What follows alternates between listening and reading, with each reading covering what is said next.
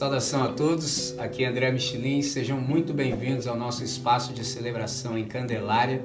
A gente está participando de um projeto, de uma plantação de igreja aqui nesse bairro e dentre as várias atividades que a gente tem, a gente também assiste a um grupo de crianças. Então eu gostaria de te convidar, se você entende que o nosso trabalho é sério, você acredita naquilo que o Senhor nos deu para fazer nesse tempo e gostaria de dar um suporte, você pode também cooperar para a manutenção desse projeto, por exemplo, adquirindo uma das nossas canecas. Você tem a opção em cerâmica ou, se preferir, em alumínio. Como é que você faz para adquirir? Você pode nos enviar uma mensagem pelo direct. Nós te informamos todo o procedimento. É isso. God bless. Bom dia, meus irmãos. Que a graça e a paz do nosso Senhor estejam com todos vocês nessa manhã. Eu vejo que tem pessoas que estão vindo aqui pela primeira vez, então eu gostaria de dizer para vocês que hoje é um dia diferente, porque na nossa igreja funciona assim: no primeiro domingo a gente faz um sermão completo, dura em torno de 1h e 20, depende do sermão. E aí, no outro domingo, a gente vai fazer o que a gente chama de react, ou reagindo. No nosso caso, a gente chama de reagindo, que é quando a gente pode conversar acerca daquilo que foi falado no domingo anterior. Então, hoje, o que eu vou fazer é apenas um resumo daquilo que a gente conversou.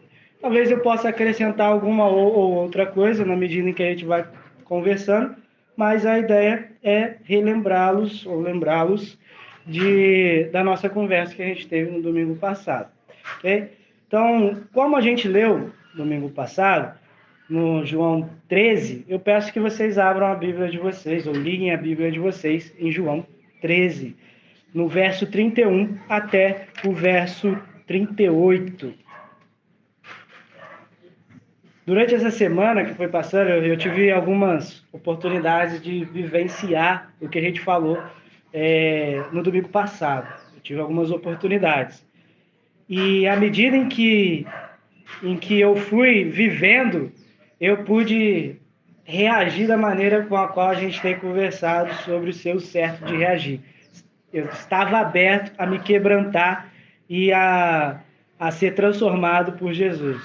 Então, eu espero que assim tenha sido para vocês também. E aí, vamos ler o texto em João 13, 31 ao 38. O texto diz o seguinte: quando ele saiu, disse Jesus: agora foi glorificado o Filho do Homem, e Deus foi glorificado nele. Se Deus foi glorificado nele, também Deus o glorificará nele mesmo, e glorificá-lo-á imediatamente. Filhinhos, ainda por um pouco estou convosco. Buscar-me-eis, e o que eu disse aos judeus, também agora vos digo a vós: para onde eu vou, vós não podeis ir. Um novo mandamento eu vos dou, que vos ameis uns aos outros, assim como eu vos amei, que também vos ameis uns aos outros. Nisto conhecerão todos que sois meus discípulos, se tiverdes amor uns aos outros. Pedro perguntou-lhe a Jesus: Senhor, para onde que o Senhor vai? Jesus respondeu: para onde vou, não pode me seguir agora. Mais tarde, porém, você me seguirá. Pedro replicou: Senhor, por que não posso te seguir agora? Por ti eu darei a minha própria vida. E respondeu Jesus: darás a vida por mim, Pedro? Em verdade te digo que jamais cantará o galo antes que me negue 3 vezes. Vamos orar? Senhor Deus, nós nessa manhã estamos reunidos em teu santo nome, a fim de desfrutarmos das tuas escrituras, aprender delas e ser lido por elas. Então, Pai, nós te pedimos que nesse momento o Senhor guie os nossos caminhos para que a gente chegue a uma compreensão que seja saudável perante a Ti, ou seja, uma compreensão que seja algo bom para você também. E que tudo que a gente venha fazer a partir do que a gente aprendeu e desenvolveu hoje, venha gerar frutos positivos para o Teu reino. Então, nesse sentido, Pai, te pedimos que o Senhor abra o nosso entendimento, tira as nossas preconcepções, os nossos preconceitos, para que a gente consiga entender de verdade o que o Senhor quer dizer para nós hoje. Então, nesse sentido, a gente ora, em nome de Jesus. Amém. Semana passada eu trouxe esse livro que eu falei com vocês. Eu mostrei para a câmera, eu fiz isso, mas eu não falei o nome do livro. E a galera que ouviu o áudio não deve ter entendido nada. Então o nome do livro é Práticas do Cristianismo, de Søren Kierkegaard. Inclusive foi uma pessoa muito especial que deu para mim, Leozão. O Leozão me deu de aniversário. O Leozão viu lá, eu fui lá na Bienal lá, e ele achou esse livro a minha cara, e ele estava completamente na sua razão de achar que esse livro é a minha cara, porque eu gostei muito, embora eu acho que ele é muita água para mim. Às vezes eu acho que eu estou me afogando e, enfim, aí eu dou uma pausa. Tanto para vocês terem noção, eu só li isso daqui até hoje, e porque eu não consigo ler mais do que isso. Eu falei, não, até isso daqui eu vou parar e eu vou tentar digerir isso daqui. E depois, isso daqui, para quem está no áudio, são só 98 páginas, tá? Aí eu parei e falei assim, pô, vou ler depois as outras 100 e algumas páginas, porque são 240 páginas. E aí eu falei, não, vou ler depois, porque às vezes é bom você ler um livro e parar de ler no meio do que você insistir e não entender nada. Né? Você vai jogar aquilo tudo para fora. Então, eu resolvi parar, porque eu falei, cara, esse cara tá tirando uma com a minha cara, porque o Kierkegaard escreve de um jeito como se todo mundo soubesse do que ele tá querendo dizer. Aí eu falei, você não sabe não? Como é que você não sabe? É literalmente isso que eu sinto quando eu tô lendo ele. Então, é esse livro que eu indiquei semana passada, que é o livro que deu norte ao meu sermão anterior, e é o que a gente vai conversar hoje também. Práticas do Cristianismo, de Søren Kierkegaard. E aí a gente vai ao texto. A gente leu o texto de João, que diz que quando Judas saiu, Jesus fala para os seus discípulos, e agora eu vou ser glorificado. E aí eu falei para vocês semana passada que há um contexto para que os discípulos entendam que a glorificação de Jesus não era a glorificação que ele estava querendo dizer. Porque eles entenderam que Jesus seria o cara que ia ser levantado politicamente, ia governar tudo, tomar tudo para ele, porque era dele de direito, é dele de direito. Só que ele não fez isso. A glorificação da qual ele estava falando é uma glorificação de morte. Então, essa glorificação está diretamente ligada à sua morte e morte de cruz. Então, Jesus aqui ele também faz menção a Isaías 49, que Isaías 49 fala que Deus está falando assim, tu és meu servo por quem hei de ser glorificado. Ou seja, você vai ser glorificado, eu vou ser glorificado através de você. Então, é importante lembrar que Jesus, quando ele fala isso, Judas acabou de sair. Judas acabou de meter o pé para trair ele. E ele tinha acabado de alertar a galera que haveria um traidor entre eles. E Judas tinha colocado a mão no prato, que ele falou assim, aquele que comer comigo botar a mão comigo no prato, ele vai me trair. E aí Judas acabou de ir e ele fala isso. E depois, eu também falei para vocês semana passada que esse texto é um pouco difícil de entender quando você lê a primeira vez, principalmente na versão que eu li, na Almeida Revista e Atualizada, porque fala muito glorificado. Tipo, Deus foi glorificado nele, também Deus o glorificará nele mesmo e glorificá-lo-á imediatamente. Aí você fala assim, meu Deus do céu, o que o cara tá querendo dizer com essa parada, mano?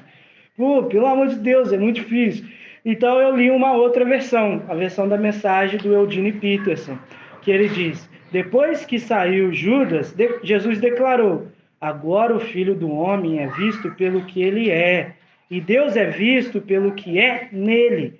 E quando Deus é visto nele, a glória de Deus se torna visível. Ao glorificá-lo, ele mesmo é glorificado. A glória está em toda parte. Traduzindo, Jesus, ele é ele é como Deus é e o ser humano como deveria ser. É literalmente isso que o texto está querendo dizer. Então, quando a gente olha para Jesus, a gente vê a glória de Deus encarnada. A gente tem Jesus, a palavra encadernada. A gente pega aqui, o evangelho é a palavra encadernada, todos os 4 evangelhos, e a gente fala que Jesus é a palavra encarnada, porque é literalmente isso que João fala em João 1. E aí em João 1, ele fala que o verbo se fez carne. E e habitou entre nós, e vimos a sua glória como a glória do Filho unigênito.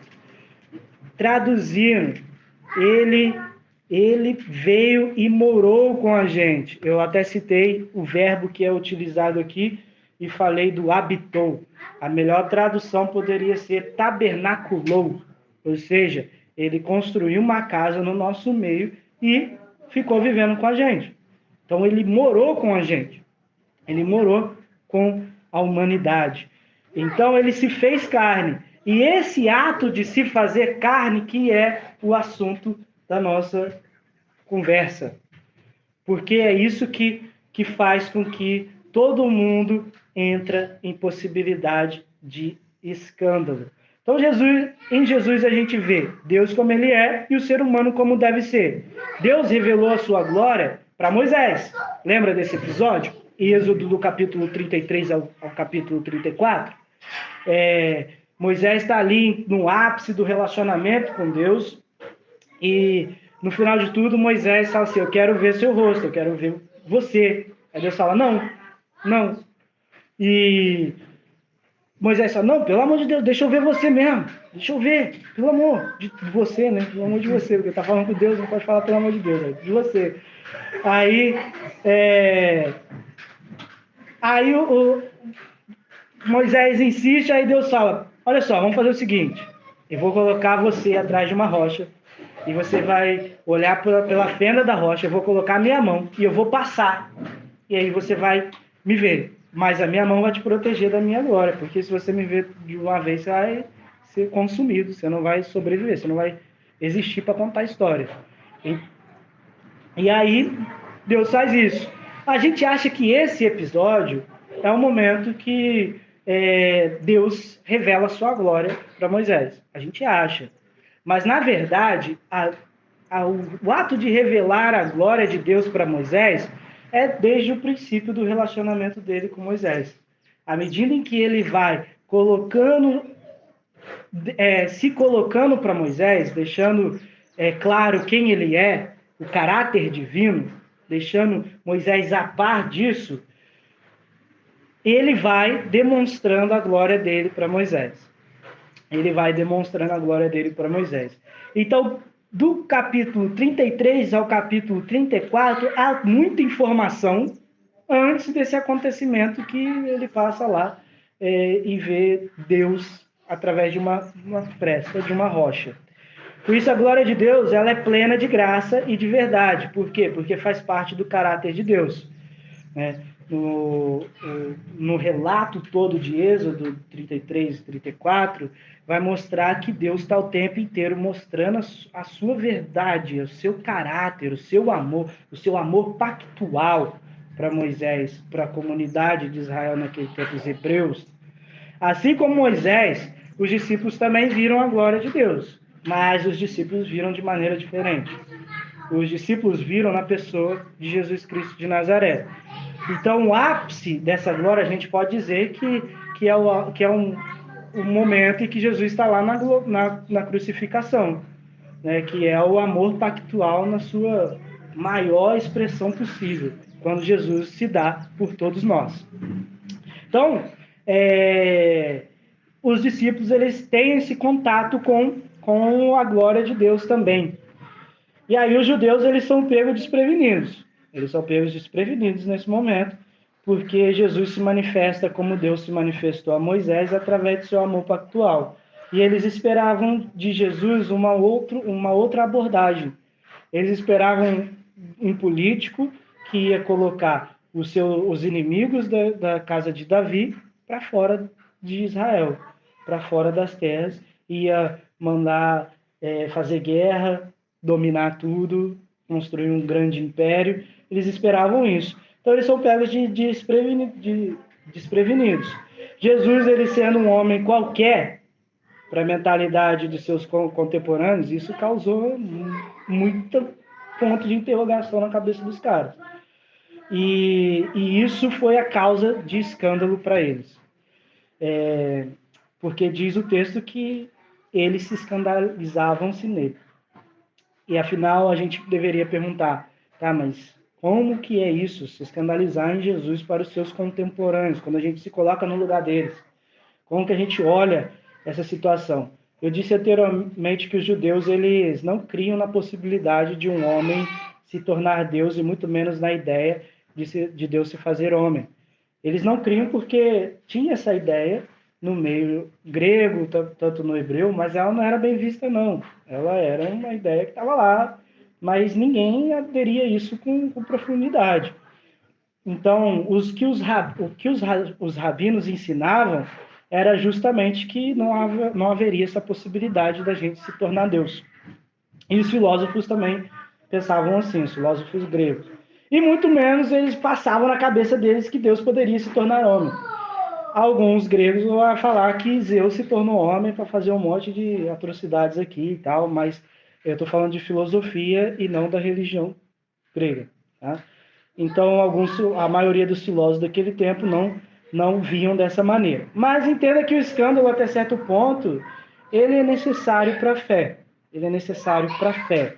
Porque, para pensar, toda vez que a gente dá de cara com aquilo que é contrário àquilo que a gente pensa, a gente precisa ou repensar ou afirmar aquilo que a gente pensa. Então, por exemplo, se eu falo para você assim, se eu falo não, os nossos antepassados acreditavam que quando caiu um raio em alguém era castigo divino. Hoje a gente sabe que se a gente tiver em campo aberto, há grande chance de um raio caindo sobre sua cabeça numa tempestade. Então, a gente conhece a ciência. A gente teve que repensar. A gente deu de cara com esse escândalo de falar, não é Deus não. Não é. Então, a gente tem que repensar. Isso é contingência. Isso é contingência, isso acontece. Acontece. A gente antes pensava que quando uma pessoa estava enferma, era porque essa pessoa havia pecado. Mas, na verdade, hoje a gente olha e fala, não, quando ela está enferma, ou ela foi contaminada, ou ela foi diversas possibilidades. Aconteceu alguma coisa. E o corpo dela está reagindo a isso. Enfim. Então, a gente teve que repensar várias coisas durante a existência. Até certo ponto, existiam pessoas que acreditavam que a Terra é plana. Eu sei, existem pessoas ainda que acreditam que a Terra é plana. Mas, lá atrás, existiam pessoas que acreditavam que se a gente fosse nadar no mar e pegasse o barco, ia chegar na ponta, a gente ia cair. Uma hora a gente ia cair. E aí, teve os caras que resolveram dar um rolê no mundo aí, encontrar o caminho das Índias aí, e viram que não era nada disso, não. E também teve um cientista também que era crente, não sei, era crente, e que disse para a igreja que a Terra não era plana. E aí foi perseguido pela igreja também. Houve várias fitas nesse sentido. Mas isso fez com que a igreja, e não só a igreja, a humanidade amadurecesse. A gente deu de cara com a realidade se apresentou de maneira diferente daquilo que a gente estava pensando acerca dela. E entenda que isso é muito importante para a fé, porque a nossa fé amadurece à medida que a gente dá de cara com o escândalo, com esse escândalo, quando a gente está indo, pensando que vai ser de um jeito e não é daquele jeito que vai ser. E o Kierkegaard, que é o autor desse livro, que eu mostrei para vocês, ele defende que todos vão passar pelo escândalo, todos passam na vida, passaram, todos vão passar, tanto os que creem em Jesus, como aqueles que não creem. E não foi diferente para o tempo de Jesus, para os contemporâneos de Jesus. Aqueles que criam em Jesus passaram, e aqueles que não criam em Jesus também passaram, só que foram escândalos diferentes, ou seja, foram pontos de vista diferentes, porque, como o André já citou várias vezes também, todo ponto de vista é a vista de um determinado ponto. É isso, né? Acho que é isso mesmo. Então, eles estavam olhando para Jesus de prismas diferentes. Uns olhavam para Jesus como um ser humano comum que queria se passar por Deus. Outros sabiam que ele era Deus e não conseguiam ver a humanidade dele. Então, esse é um grande problema que permeou a galera daquele tempo. Então, João Batista, ele era um dos caras que cria que Jesus era Deus. E aí, João Batista estava preso já há um tempão e ele não estava vendo Jesus fazer aquilo que a cultura daquele tempo acreditava que o Messias ia fazer. Que ia chegar, ia assumir o trono da casa de Davi e ia governar tudo. ele não estava vendo isso. E aí ele manda os discípulos dele ir lá perguntar para Jesus: e aí, é você mesmo? E aí Jesus não responde, não. É engraçado que Jesus nunca responde do jeito que a gente acha que ele vai responder também. Aí, enfim, Jesus fala assim: olha aí, olha o tanto de gente que está sendo curada aí, a galera, ó, paralítico andando, cego enxergando, surdo ouvindo, leproso com a pele normal, limpa. Aí, ó, todo mundo felizão. Como que não sou eu? Essa é a ideia, é isso que ele falou. Não, como que não sou eu? E aí a sociedade cristianizada, ela assume, assim como os seus discípulos daquele tempo, os discípulos de Jesus, ela assume, teoricamente, que Jesus ele é 100% Deus, como ele também é 100% homem. A teologia fala isso. A gente aprende isso na teologia. Mas a gente não consegue assumir, socialmente falando, que Jesus ele é 100% homem. A gente não consegue assumir isso na prática da vida. E os discípulos tiveram essa dificuldade também. Então é possível notar que no mundo que a gente vive há contradição em relação à teoria e à prática.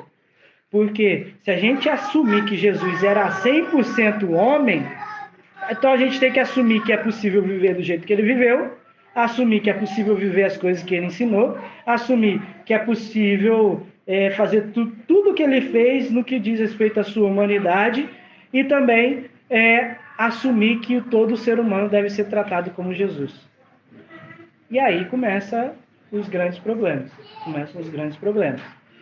Então, para o crente, é escandaloso Jesus ser um homem, e especificamente o homem que ele foi.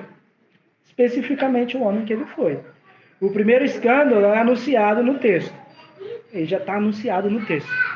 No pensamento do crente, o Judas, ele mereceu o fim que ele teve. Judas mereceu. Nossa, é isso aí mesmo. Ele tem que queimar no inferno, porque afinal de contas, como que tem coragem de trair Deus? Só que a gente se esquece que a gente trai Deus todo dia.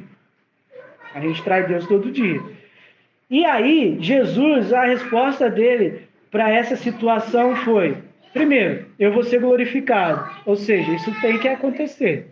Segundo, amem uns aos outros, assim como eu vos amei. Ou seja, quando Jesus é traído, Judas chega para beijá-lo, ele fala: meu amigo, pô, você sabe que você vai ser traído. Você chama o cara de amigo, ou você está debochando do cara em secreto, sabe? Ou você é como Jesus e realmente o vê como amigo, ou realmente o ama. Então Jesus, quando ele fala isso,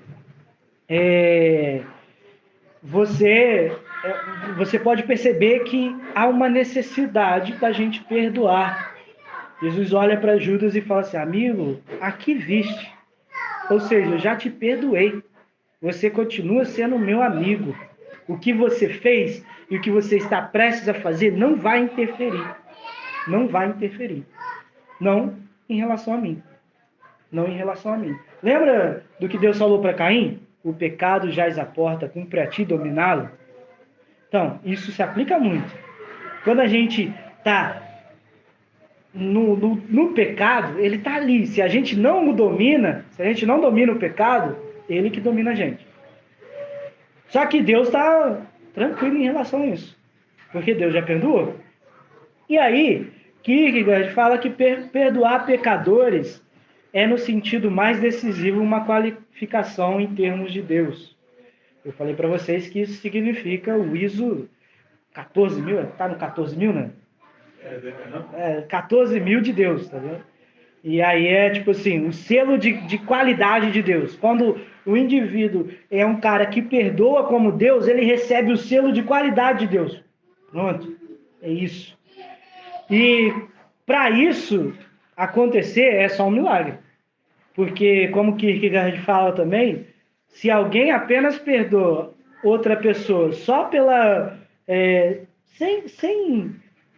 sem as implicações do que a pessoa fez contra você sejam algo que realmente te fira gravemente, você só está sendo uma pessoa normal, comum.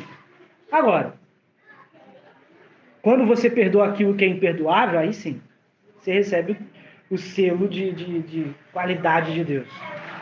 E logo após a saída do traidor, Jesus ele fala: olha, um novo mandamento eu vos dou, que vos ameis uns aos outros, assim como eu vos amei, que também vos ameis uns aos outros. Nisso conhecerão todos que sois meus discípulos, se tiverdes amor uns pelos outros. Aqui Jesus ele está fazendo, ele está demonstrando na prática como é que isso funciona. Ele está demonstrando na prática. Olha, vocês vão amar assim como eu estou amando Judas. Vocês vão amar assim como eu amo Judas. E aí, Pedro não entendeu muito bem o que Jesus quis dizer. Pedro não entendeu. E lembra de uma coisa, Jesus nunca fala à toa. Eu falei isso para vocês semana passada. Eu falo muito à toa. Falo coisa nada a ver às vezes. Falo muito à toa comigo mesmo. Às vezes não tem nada para falar, invento coisa para falar. Porque eu gosto de falar. Jesus não, ele fala, tudo que ele fala é muito bem pensado, muito bem elaborado. E ele sabe por que ele está falando aquilo ali. Às vezes eu falo coisa que eu nem sei por que eu estou falando. Mas às vezes eu falo. E aí, Jesus está falando que esse negócio aí de amar todo mundo é absurdo. Pô. É absurdo. Eu contei para vocês a história lá que eu conversei com uma irmã que é ateia.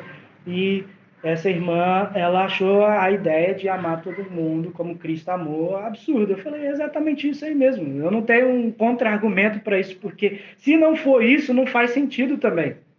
Se a fé não for um absurdo, a fé também não faz sentido. Porque se a fé for algo palpável, não é fé. Não é fé. Eu tenho fé que essa mesa vai sustentar os livros que estão aqui, os celulares. Não, isso não é fé. Eu tenho certeza que vai, porque tem todo um cálculo, uma estrutura, um estudo para que essa mesa suporte isso daqui. Fé é aquilo que eu não consigo enxergar o todo da parada e falar é isso porque é isso e tem explicação para ser assim. Porque se eu pudesse explicar a fé, não seria fé. Então, Jesus ele está mostrando para os discípulos essa ideia. E ele fala assim, olha, o amor ele deve ser a marca distintiva de vocês. Porque a maneira com a qual vocês se amam, vocês vão amar todo mundo. Porque vocês só vão saber amar. Então, quando a gente pegar o nosso passaporte do reino de Deus, ao invés de vir a nossa nacionalidade brasileiro, vai vir escrito lá amoroso. E aí, as pessoas que olharem o nosso passaporte, vai falar assim, você é do time de Jesus Cristo de Nazaré, né? Você é do time de Jesus Cristo de Nazaré. E isso já é um escândalo para aquele tempo. Já é um escândalo. E também é um escândalo atual. Um escândalo atual. Jesus amou aquele que o traiu. É muito difícil isso. Amar aquele que está maquinando te matar. É muito difícil, é impossível. E isso é o escândalo daquele tempo, porque era muito difícil amar aquele que te odeia. E os sábios daquele tempo, alguns rabinos, ensinavam que você só tinha que amar aqueles que te amam. Agora, aqueles que te odeiam, não. Eles nem falavam assim. Então, Pedro ele entra em confronto imediatamente em relação a isso, porque Pedro ele era um cara resistente e ele não compreendeu muito bem a mensagem de Jesus. Ele não compreendeu. Ele fala assim, para onde que o Senhor vai? Porque ele estava pensando o quê? Jesus vai ser glorificado, logo ele vai assumir o trono, né? Ele vai assumir o trono. E eu não, como assim eu não vou com ele? Eu vou. E aí ele fala, para onde que o Senhor vai? Eu dou minha vida por vocês. Em outro texto ele fala assim, ainda que essa galera aqui, esses mano aqui, se escandalizem em você, eu jamais vou me escandalizar. E aí Jesus fala, olha, você vai se escandalizar, você vai me negar. Você vai me negar. E o fato de você me negar, primeiro, você vai entrar em relação com o escândalo antes de me negar, durante e depois. Todo esse processo, você vai passar por ele. E aí Pedro nega Jesus. Ele nega Jesus por quê? Porque ele cria que Jesus era de fato quem ele disse que ele era. Porque ele disse, Pedro disse, tu és o Filho do Deus vivo. Ele disse, tu és o Cristo, o Filho do Deus vivo. E ele cria nisso. Mas era complicado ver esse cara como homem. Era complicado. Ainda é nos dias de hoje. Ainda é. Então, vê que o cara mais poderoso da existência está sendo torturado, humilhado, açoitado e não está fazendo nada, e você olhar e ver que você também não pode fazer nada, isso é absurdo. Porque isso vai gerar uma confusão mental em Pedro que ele não consegue se conter, ele mete o pé quando ele percebe a besteira que ele fez. Ele mete o pé. Porque diz o texto em Lucas que o olho de Jesus, quando o galo canta a terceira vez, o olho de Jesus, quando Pedro nega a terceira vez, o olho de Jesus cai nos olhos de Pedro. E aí você pode pensar assim, não, então Jesus olhou para Pedro com o sentimento de, falei que você ia fazer, um vacilão. Mas na verdade não. Jesus olha para Pedro com um olhar de misericórdia, querendo dizer, fique em paz, tá tranquilo, mano. Eu não tô bolado com você. Eu que te avisei, tá tranquilo. Pedro não suporta essa realidade, mete o pé e vai fazer tudo aquilo que Jesus falou para ele não fazer mais. Depois Jesus, quando volta, fala para os discípulos, ó, chama Pedro que eu quero conversar com Pedro. Eu quero conversar com Pedro. E aí, quando Pedro encontra com Jesus, Jesus fala assim, Pedro, tu me amas? Aí Pedro responde, você sabe que eu sou seu amigo. Aí Jesus fala, Pedro, tu me amas? Aí Pedro vai lá e fala, você sabe, né? Sou seu amigo. Aí Jesus muda. Então você é meu amigo, né, Pedro? Aí Pedro fala, pô, o senhor sabe que eu te amo. Porque é isso que o texto está retratando. São duas palavras diferentes de amor, que tem o significado de amor. Um, ágape, e o outro, filéu. Né? E aí, eles estão nesse jogo de palavras. E aí, o Pedro, no final, ele tem que sucumbir, ele tem que se render a esse amor de Jesus e falar, realmente eu amo o Senhor. Aí Jesus fala assim, então vai lá fazer o que eu mandei te fazer. Volta. Aí eu também citei semana passada a frase do C.S. Lewis, quando a gente está caminhando na direção oposta, progresso é quando a gente retorna.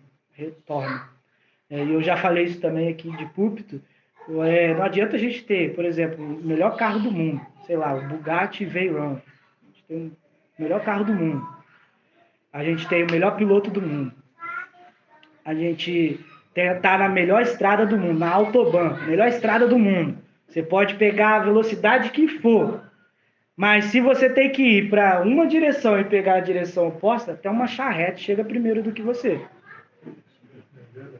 Então não adianta nada você ser o cara mais brabo de todos, se você caminha na direção errada.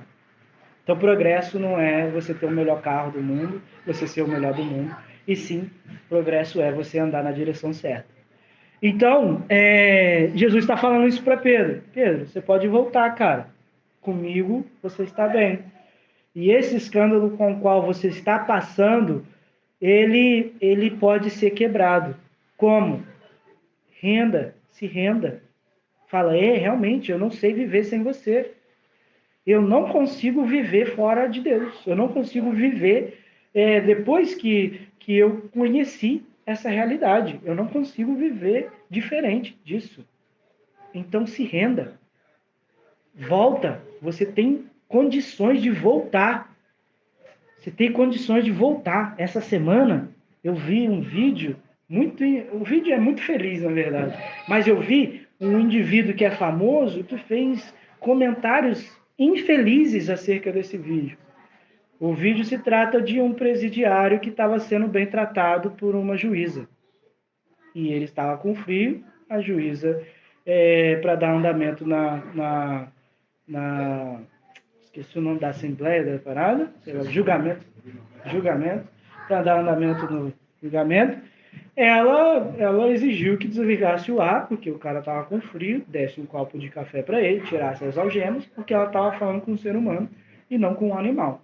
Ela exigiu e ela falou, não, dá um copo de café pro cara, bota um agasalho no cara, e aí sim a gente vai dar andamento. E aí teve um infeliz que começou a falar algumas coisas extremamente negativas acerca do vídeo. Falou, leva para sua casa. Agora eu... Peraí que tá... É política, isso, pô, fecha os anelos aí, na moral. Eu vou dar uma pausa no áudio, depois a gente retoma. Retomando, quando a gente está caminhando numa direção oposta, como esse cara que fez um comentário muito infeliz sobre o vídeo, ele falou que será uma vergonha para a sociedade brasileira tratar um prisioneiro presidiário do jeito que tratou. Só que, na verdade, esse cara que se diz cristão, ele teria que sentir vergonha por falar o que ele falou. Ele tinha que sentir vergonha, porque nós é que deveríamos fazer isso como crente, como discípulo de Jesus. Nós é que deveríamos fazer. Nós é que deveríamos tratar o presidiário bem. Porque Jesus falou assim, eu estive preso e vocês nem foram me visitar. Vocês nem cuidaram de mim quando eu estava lá. E aí Jesus se iguala a eles. Então, só se escandaliza, como esse irmão que fez esse infeliz comentário, ele foi escandalizado, porque ele não conseguiu entender a mensagem transformadora do Evangelho de Jesus Cristo de Nazaré, ele não conseguiu entender essa mensagem, e ele foi escandalizado com a imagem do Deus que se revela e não Deus que ele criou, porque a religião criou um Deus à parte. A religião criou um Deus à parte, um Jesus à parte, que não tem nada a ver com o Jesus do Evangelho. Um Jesus que pega em armas, um Jesus que ensina a fazer arminha nas igrejas, um Jesus que fala que bandido bom é bandido morto. Isso não tem nada a ver com o Jesus da Bíblia. Não tem nada. E eu, com todo respeito, eu duvido alguém vir aqui falar, mostrar um texto com explicações teológicas desse Jesus aí que eles estão pregando. Não tem. Não tem teologia que defenda isso. Não tem. Eles vão falar, Jesus mandou pegar em espadas, no texto que ele fala, no texto que ele vai de encontro com a multidão que vai o prender. E aí Jesus, se você for ler o texto mesmo se explica. Jesus manda assim, vendem o que vocês têm aí e comprem espadas. Aí os discípulos falam, não, a gente tem duas aqui. Então não precisa não. Fica com essas duas. Porque diz o texto de Isaías, está escrito isso no texto, diz o texto de Isaías, serei contado como os revoltados, como os revoltosos. Traduzindo, tinha uma profecia para ser cumprida. E é totalmente diferente você carregar a espada no primeiro século, como você carregar um revólver hoje. Porque a espada era necessária, porque os caras andavam no mato, a pé.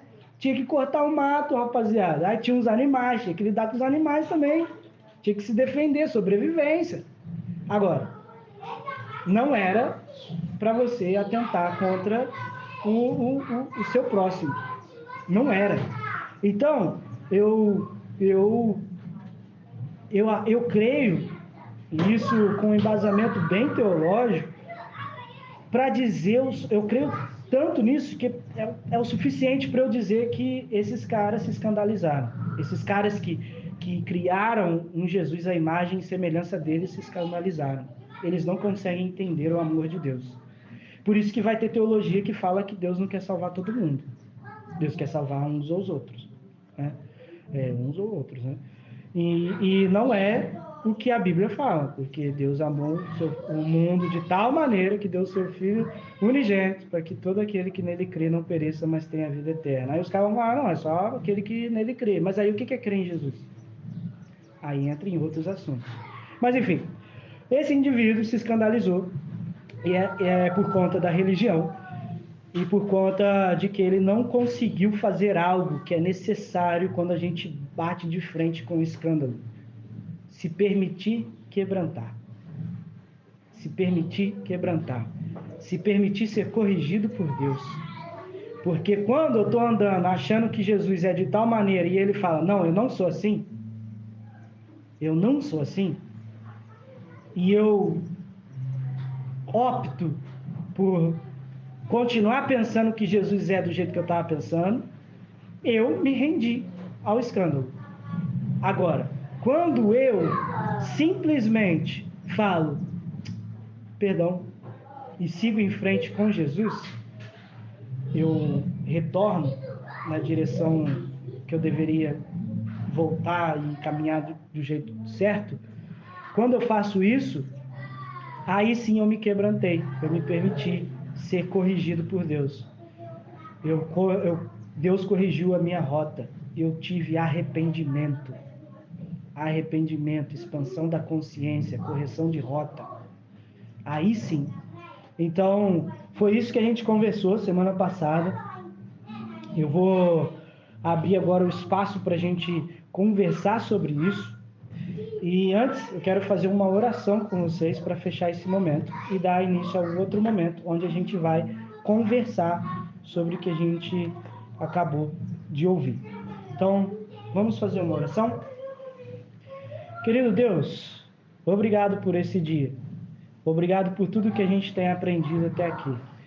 Obrigado porque o Senhor tem cuidado da gente. E obrigado porque o Senhor tem tido misericórdia e tem tido paciência, porque a gente nutre vários ódios durante o dia, durante a semana. A gente vai deixando esses sentimentos ruins invadirem os nossos corações. E eu peço que o Senhor nos guie, olhe para dentro do nosso coração, veja se há alguma coisa que não condiz a ti, que não tem nada a ver com o teu evangelho, com o evangelho de Jesus, que não tem nada a ver com aquilo que o Senhor tem como bom. Tira de nós, arranque fora, jogue fora, trata isso em nós, Pai. E pegue-nos pelas suas mãos e guia-nos pelo caminho da eternidade. E é nesse sentido que a gente faz a nossa oração hoje. Em nome de Jesus, amém.